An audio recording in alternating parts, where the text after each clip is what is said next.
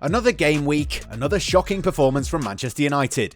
The Red Devils are behaving like a mid-table team, so maybe it's time for fans to stop dreaming about titles and top-table finishes. United are no longer a force in English football, and the very fact that they can't even put together a decent passing sequence in front of their loyal supporters at home shows how far their stock has fallen. Naturally, Cristiano Ronaldo will not want to be part of such a team and tarnish his legacy in the last few years of his playing career. Is Ronaldo's return to Old Trafford going to be short-lived? Dusan Vlahovic has opened up about his future at Fiorentina, with the Serbian striker continually linked with a move to a bigger team. Real Madrid will be making their final decision on Erling Haaland, with Kylian Mbappe still their number one priority. Everyone wants Antonio Rudiger, but what does the German international want? Tanguy Ndombele has flattered to deceive at Tottenham, and perhaps a move away from England could be on the cards. Before we get started, we want to share the sponsor of today's video. The OneFootball app is the ultimate football platform and is a must-have for every football fan so that you can follow all of your favourite leagues, teams and players all the time right from your phone. You can be sure to turn on notifications for specific players to be instantly alerted when they score a goal or when they're involved in other breaking news. It is the best and easiest way to stay up to date with everything football. Click the link in the description down below to download the app right now. You won't regret it. Spurs know it. They will never be able to recover the €60 million they invested in Tanguy Ndombele in 2019. Since he joined the London outfit from Lyon, the French midfielder has never really succeeded in imposing himself.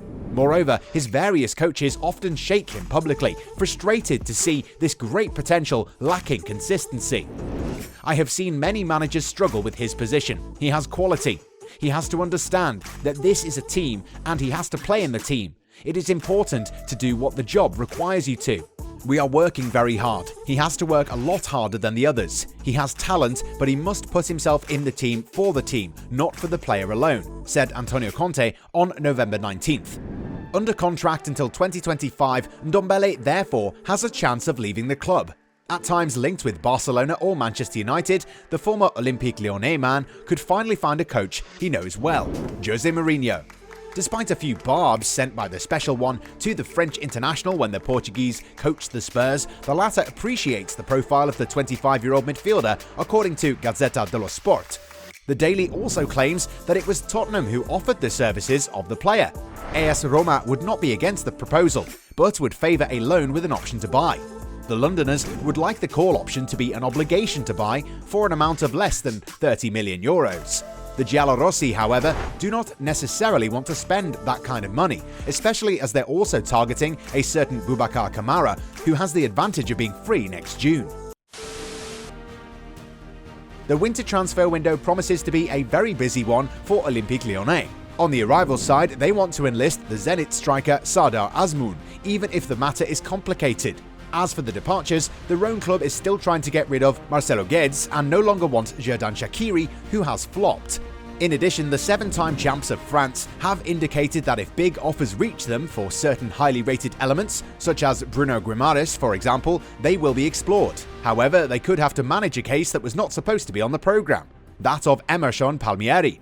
Arriving on the banks of the Rhone last summer from Chelsea, the Italian international was loaned by the Blues. With 15 starts in the game, the experienced fullback has done well for himself. However, the situation has changed in the last few days since the season-ending injury to Ben Chilwell.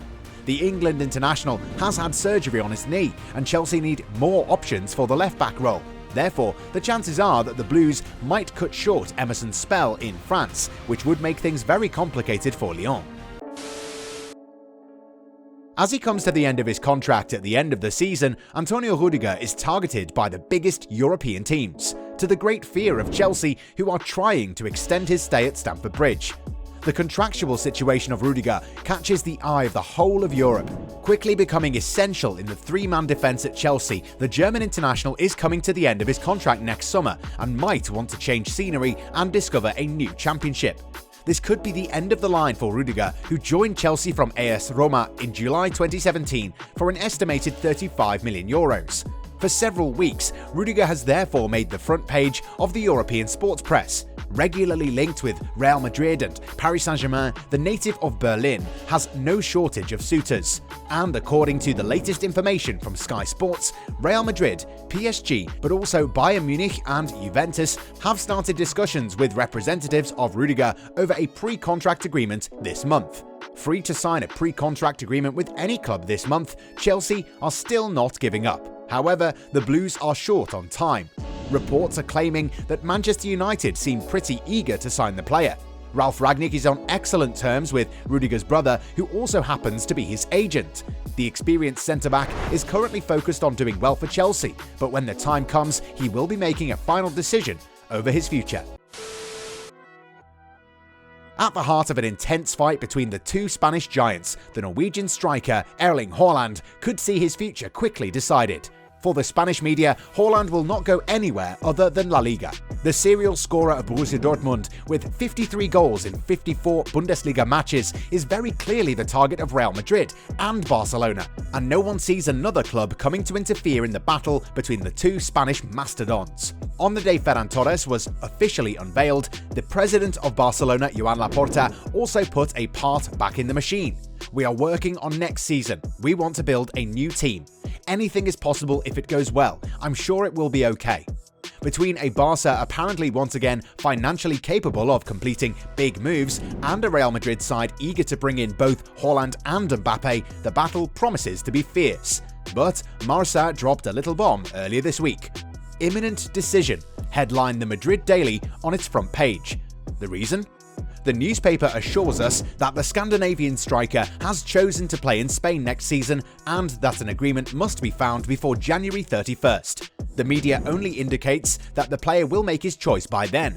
As a reminder, Haaland is under contract until 2024 and has a release clause of €75 million.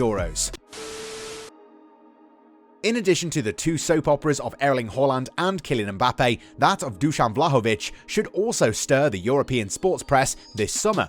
With 18 goals in 21 games in all competitions, the Serbian striker is in the sights of the biggest teams in Europe and took advantage of the winter break to discuss his situation in an interview with the daily Russopolitika. "I'm currently focused on new goals, but never say never. We have a good team, great players, great support from the fans. Everything deserves respect. Only God knows what will happen in the next period.